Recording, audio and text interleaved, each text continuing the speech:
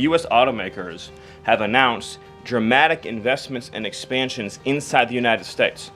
American auto plants are growing, they are expanding, they're opening new facilities, they're expanding existing facilities that are already in operation, because it is now the case that for the first time in our lives, that American cars receive preference in America's markets.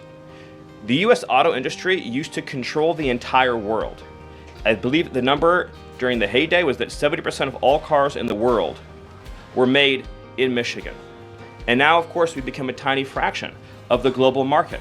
And the reason for that is because the United States opened its markets to every single foreign cheater and every single foreign nation that subsidized its goods on the face of the earth, and their markets have been closed to ours. Japan closed their market to our cars, the entire EU closed their market to our cars, South Korea closed their market to our cars. All of the countries I just mentioned have tens of billions of dollars of annual trade deficits in automobiles with the United States.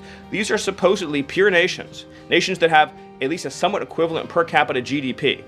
So it is impossible under the terms of fair trade, if you have two nations with similar per capita GDP, to have such uneven trade flows in automobiles.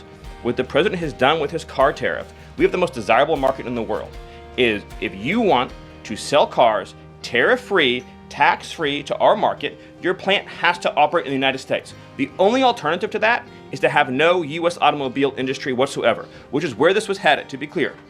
If we stayed on this current path, within a few years, there would have been no U.S. automobile industry. And what little was left of it would have been in Mexico. Because U.S. auto companies have steadily been shifting their supply chains to Mexico, where they believe it is cheaper to make their products. In reality, it'll be cheaper to make them here because there'll be no tariff for anything made in the United States, and we'll have the cheapest energy and the best regulatory environment in the face of the earth. But in the meantime, while manufacturing ramps up, American consumers may pay more. Do you agree? Not on cars they won't, because again, there's now a massive economic incentive for automobile producers to expand production in the United States, and whatever they make here, there will be no tariff.